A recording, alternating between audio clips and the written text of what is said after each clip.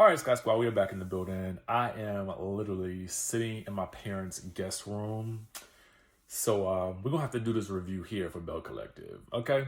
Now, as you guys may know, I did not get an opportunity to review last week's episode of Bell Collective because I was traveling. But I was like, okay, I got to do this week. We gotta get into it, right? So if you guys saw last week's episode, which I did just watch before I watched the current episode, you will know that Latrice and Leticia, honestly, I don't see this friendship coming back from where it is, honestly, at all, in the slightest bit. Because I just feel like it gets to a place where things have gone so far that I'm like, I don't know if this friendship can come back from where it is. Last week, we found out from Latrice that allegedly Leticia and Marie, or at least Leticia, had some idea to come up with this plot, okay, that would revolve around Tambra allegedly telling the girls that she did not want to be in a group chat with Aikisha, who she's known for a very long time. Now, allegedly, this was something that Latrice went along with because Leticia is her girl, and she apologized to Tambra. And then there was a conversation about Leticia's brunch and the food being cold and all kinds of other stuff. And it just kind of felt like, I got to give you my thoughts on that, right? I don't know that, to be honest with you, I love Leticia, I love Latrice. I don't know that I would have said that if I was Latrice. Like, I don't know that I would have.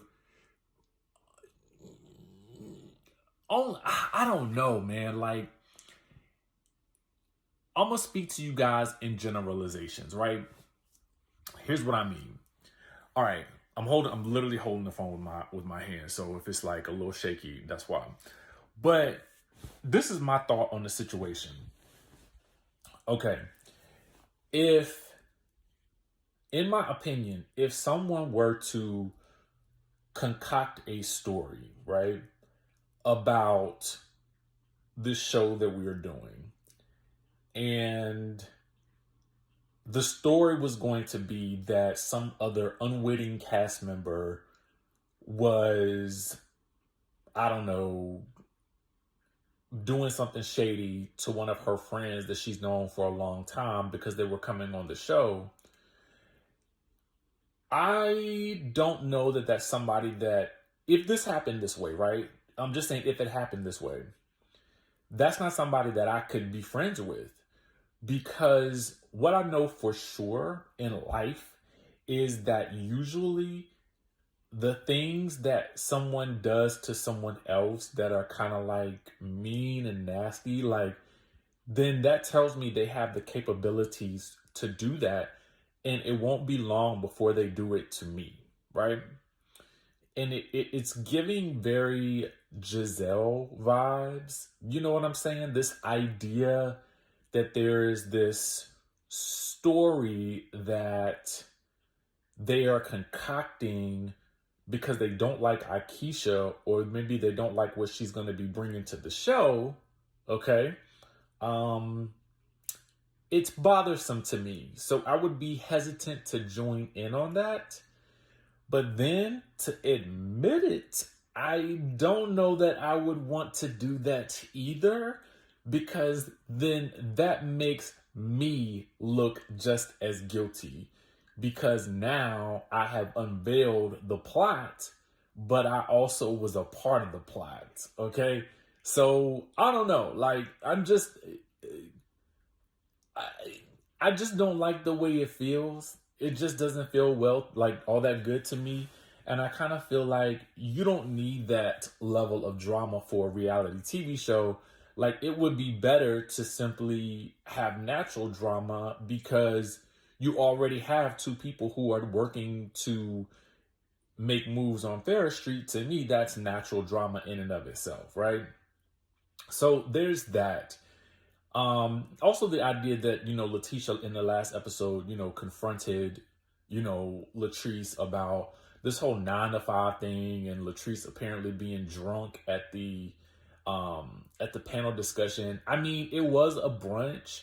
So because there's drinking at the brunch, it looked like everybody was drinking. I don't know. Like, that just seems like much ado about nothing. But maybe that's just me. Okay? Maybe it's just me. Maybe it's just me. I personally wouldn't mind it because I also feel like if you're going to have these types of talks at brunches, then you probably shouldn't have drinks in general. Just my thought. Because otherwise, the expectation is going to be that there is drinks. But I also have to say Latrice has been stating in the show that she wasn't drinking at the brunch, but it was clear that she was. Now, it would have been better for her to simply say, I wasn't drinking that much or I wasn't drunk, because again, as I stated, this event is happening at a brunch. So what do we do at brunch? We drinks, okay? So anyway, that's sort of a catch up on what happened last time. And so this week we start the episode off and we are literally in a dinner set, like a little double date dinner with Leticia and Glenn. And Glenn and Cliff have sort of conspired to put Leticia and Latrice in the same space so that they can work on their issues. Now, I will tell you, in this conversation, I did like the resolve here because ultimately they don't want to be there with each other, but they've already kind of confronted Cliff and Glenn. And so Cliff and Glenn have already gone to the bar or whatever. So in this conversation between Latrice and Leticia, you know, Latrice basically airs out her issues with Leticia. She lets her know she didn't appreciate the way she came at her about, you know, the interview that that Latrice did, talking about how she only looked at the girls as coworkers. You know, to me, it would be clear that Latrice wasn't talking about Leticia, and probably more so the other girls who she has a lot of issues with. So to me, that would have been clear, but given that they had that sort of, I don't know why for Leticia that wasn't clear, but it would have been clear to me. Otherwise, I would have picked up the phone and called her and been like, girl, like, were you talking about me when you said this? Which it was essentially what she did in that moment, but I don't know. I wouldn't have felt like that if I felt like we were really friends. You know what I'm saying? And to be honest with you, if let's say if I was Leticia and if this is true about her allegedly setting up this play, so to speak, then I would definitely be hesitant about confronting somebody that was in on my secret. Okay. For fear that they might spill the beans. It just don't make sense to me. But again, I also kind of wish that this wasn't part of the show, because then it makes it feel like elements of the show are fake, right? And I even got to rate this on a scale of 1 to 10. And I feel like I'm going to rate this episode on a scale of 1 to 10. I got to rate it like an 8. You know what I'm saying? Because there's some elements about it that I don't like that are being revealed. And I feel like it's also making the show feel fake. However, the relationships on this show are actually what feel to be real, like the relationships amongst the couples. That's more or less what I feel like is more real than anything else. Because some of this drama, these plays and whatnot, I don't know, it just feels kind of weird. But I did like, again, the resolve that was had in this scene between Leticia and Latrice, because I really did feel like they got to work through some issues. You know what I'm saying? Like Latrice explained how she felt, you know what I'm saying, about the way Leticia came at her. But I felt like Leticia did a very good job describing how she felt about not only the coworker comment, but also about how she felt about the comments that Latrice made at the event.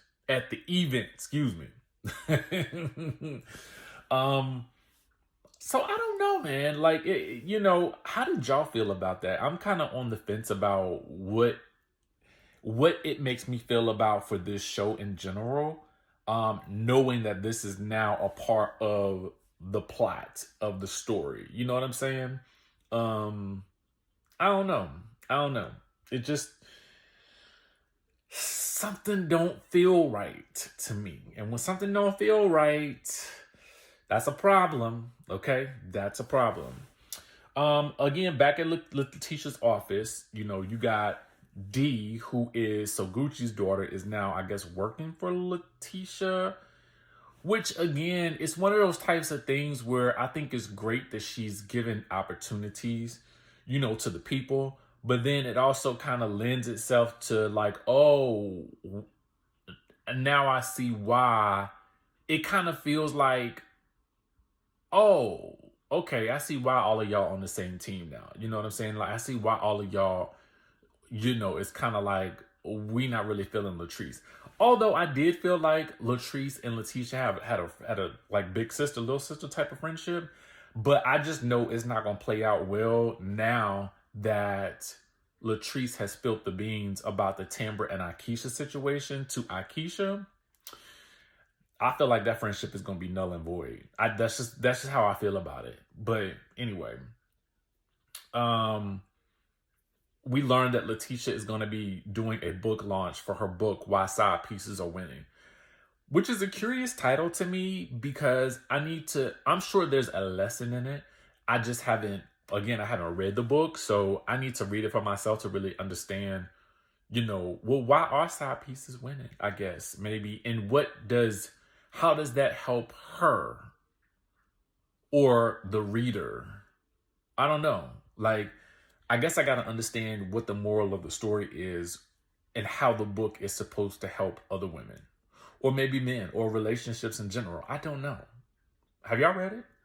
Anyway, so Aikisha does meet with Tambra for a one-on-one, and, you know, Aikisha wants to get down to the bottom of what happened. I thought this conversation was interesting because Aikisha is basically asking Tambra, did you or did you not want me in the group chat?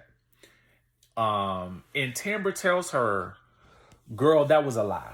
Okay? That was a lie from the pit of HE double hockey sticks. And Aikisha's response is very interesting to me. Aikisha then says, well, girl, why did you let them lie on you? And I'm like, did she though?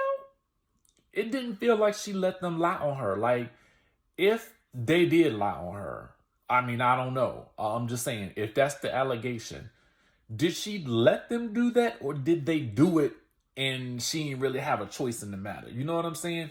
Because it didn't really, like, if somebody's gonna lie on you, are you really letting them lie? Like, no, they've chosen to lie. You know what I'm saying? The only thing you can do is either defend yourself. But I'm gonna tell you the truth. This is honestly how I feel. Like, why would you chase a lie? Like, why would you chase this idea that someone is making up something about you? And if you think that the person, Aikisha A, is choosing to believe it, what more can you do, right? Because ultimately, Tambra is thinking that because of their relationship, that maybe, just maybe, she would believe her. But looking back on it, I can almost see why Aikisha didn't, because there was also the extra added element of whether or not Aikisha told Tambra something about how the way the girls was looking on the cast or something like that. And if Tambra went back and told that, then I could see why Aikisha would be hesitant to believe Tambra in that situation, because it's kind of like, if Aikisha did say it and Tambra did tell it, then you still kind of betrayed my trust to a certain degree, right? Because Tambra was, you know, she was loud and pounding on the table in that moment. Now that I go back and I remember it, so, and they actually do flash back on that. But at the end of the day, I do feel like we're talking about two separate things here. It seems like Aikisha in this moment is more concerned about, oh, why would you let them lie on you about this group message thing? and less about whether or not she in fact did tell the girls that Aikisha said that they didn't really look all that cute or something like that. I don't know. What do y'all think about this? It was just an intriguing conversation to me because it's like, who lets somebody lie on them? Like, I mean, either they're going to lie on you or not. You know what I'm saying? Like, we don't have anything to do with how other people move. I mean, the only thing we can either do is defend ourselves or ignore it. Because, again, why chase the lie?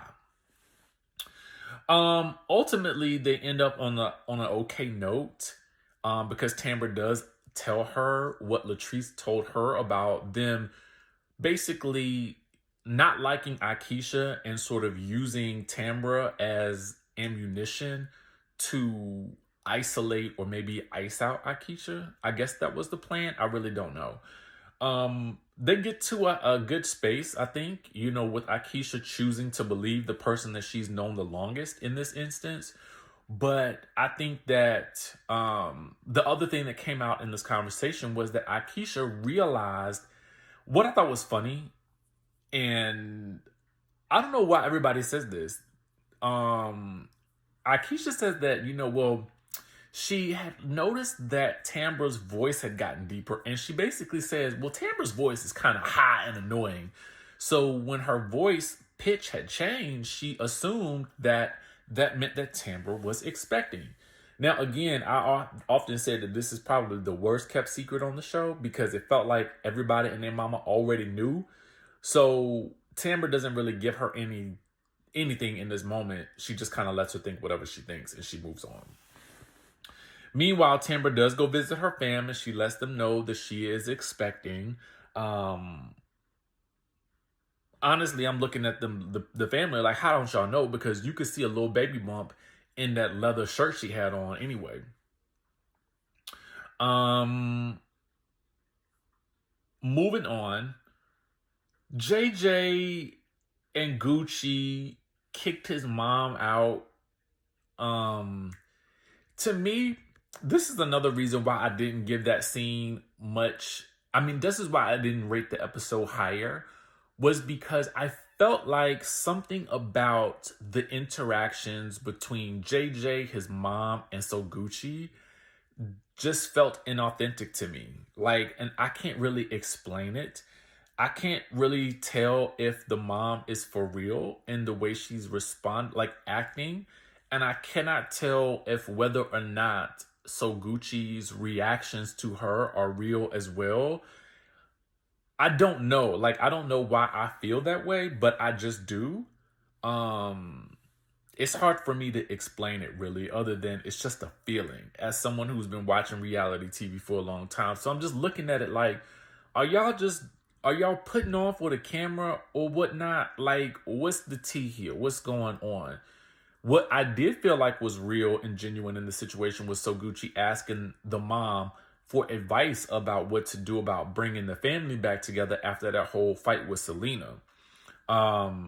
The mom is just like, y'all got to figure out a way to move on and keep the family together, which I do agree with, but I think it's just going to be hard because I think as maybe a stepchild, if I'm looking at my stepmom who just fought my biological mom and pressed charges, allegedly, I don't know.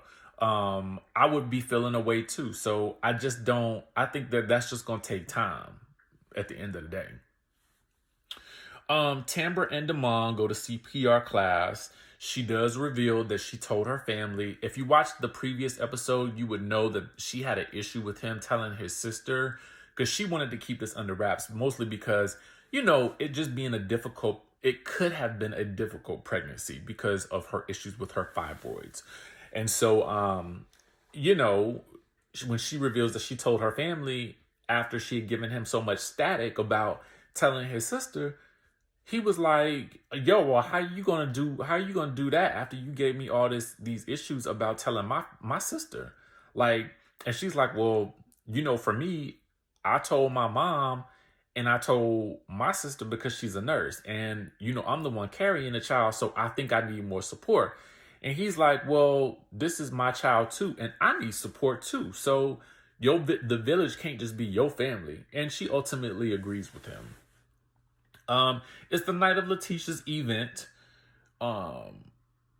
Glenn has a surprise for her, which we're not going to get to in this episode. I'm going to go ahead and let you know that now. Spoiler alert. That's another reason why I'm taking a couple of points away. But I do get it because for the episode's sake and for the idea of continuing how shows are and narrative arcs, it makes sense to put that in the second half of this. Well, not the second half, but in the next episode. So I'm not too mad about it because I understand the mechanics of reality TV.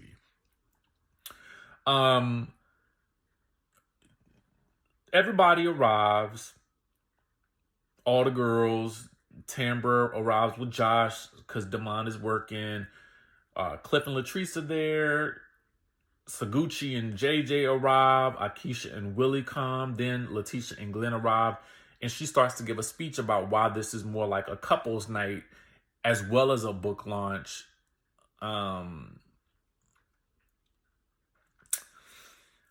I guess there is some irony here about this idea of having a couples night book launch for a book called Why Side Pieces Are Winning.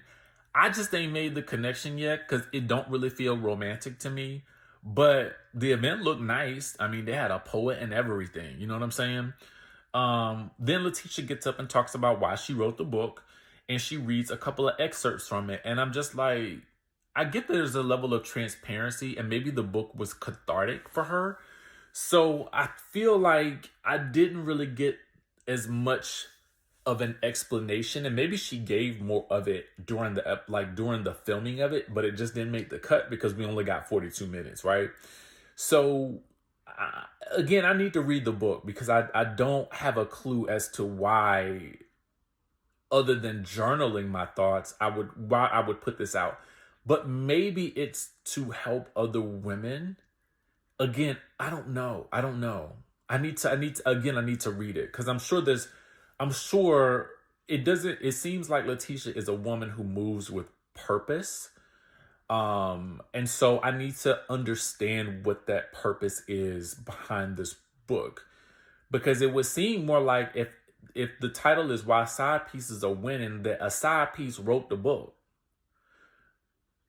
Or if maybe she's saying, okay, side pieces are winning, ladies and gentlemen, because we aren't doing what we supposed to be doing in our marriage. Maybe that's it. I don't know.